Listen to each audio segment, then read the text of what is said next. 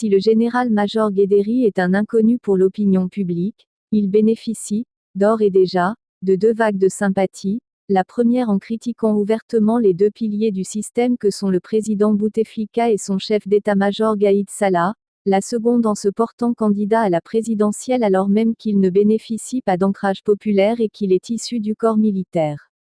Il prend même le risque d'affronter Bouteflika, si celui-ci opte pour un 5e mandat, et donc tout le système qui se mobilisera derrière lui.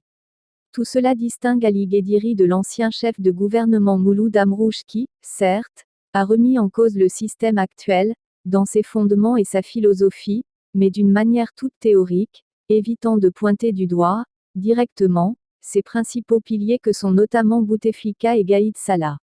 Ce que détestent les Algériens et pas seulement chez un homme politique, c'est son attitude passive, théorique et évasive, ménageant les hommes dont il dénonce les pratiques.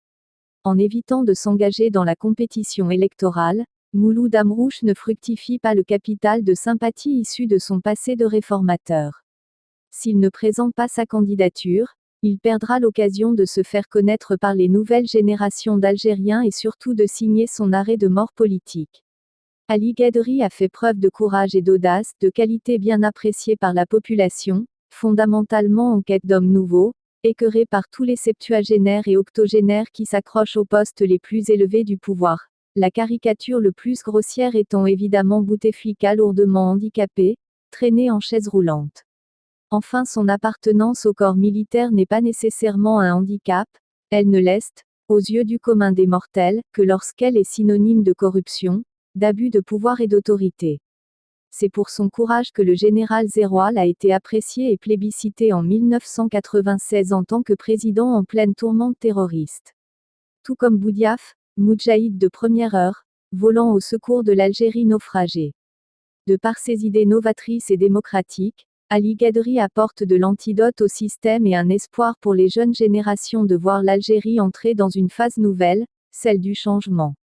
En cela, il rejoint Ali Benflis, lequel vient d'annoncer qu'il renouera avec la compétition présidentielle.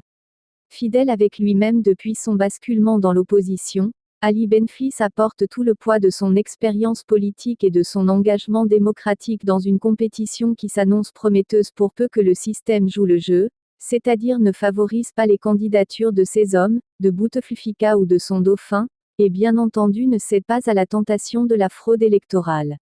C'est difficile de croire que le système y renoncera, tant il redoute l'après-Bouteflika, c'est-à-dire le passage à une nouvelle république qui ne sera plus celle des clans et des intérêts financiers nourris à la rente pétrolière.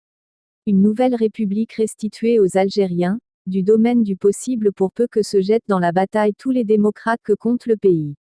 La compétition électorale promet d'être féroce, mais cette fois-ci, elle vaut la peine d'être tentée, car ne subsiste plus le mythe d'un Bouteflika omniprésent, presque invincible auquel la population, presque par atavisme, donne sa voix automatiquement.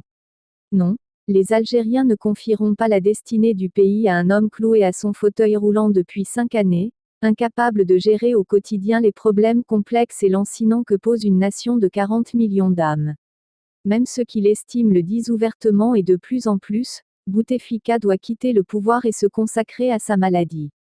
Il a fait son temps, place à de nouvelles figures et à d'autres projets de société.